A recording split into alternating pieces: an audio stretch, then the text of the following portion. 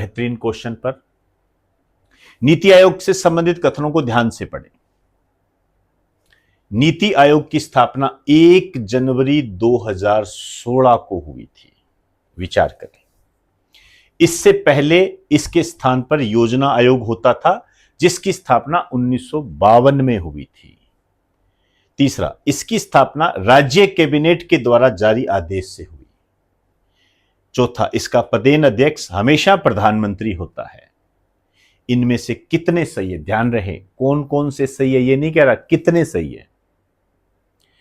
तो यहां पर आपको एग्जामिनर जो आपको बहुत ही नाजुक सी गलती में जो उलझाता है वो स्थिति आपको देखने को मिलेगी। आप विचार करें, पोज पर डालें और फिर इसके बाद जो मैं आंसर बताऊंगा उस पर मनन करें कि आपका सही निकला या गलत निकला। आप ये पता करें कि आपकी गलती कहां हुई।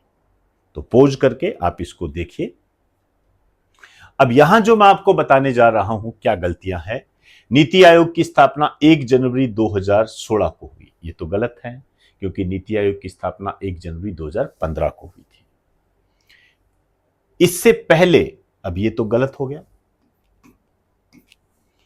इससे पहले इसके स्थान पर योजना आयोग होता था। बिल्कुल सही है, योजना आयोग के स्थान पर इसकी स्थापना हुई है। लेकिन आगे क्या कहते हैं, जिसकी स्थापना 1952 में हुई।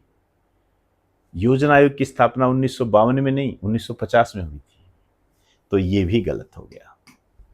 इसकी स्थापना राज्य कैबिनेट के द्वारा जारी आदेश से हुई। नहीं, मैंने कहा कैबिनेट दो तरीके की होती है, राज्य कैबिनेट और सेंट्रल कैबिनेट। तो ये सेंट्रल कैबिनेट के आदेश से हुई थी, राज्य कैबिनेट के आदेश से नहीं हुई। तो ये भी आपका गलत हो गया। इसका पदेन अध्यक्ष हमेशा प्रधानमंत्री होता है, ये बिल्कुल सही है। इसका पदेन अध्यक्ष हमेशा प्रधानमंत्री होता है, तो ये सही है। तो अब कह रहा है इनमें से कितने सही है, तो इसमें से केवल एक ही सही है।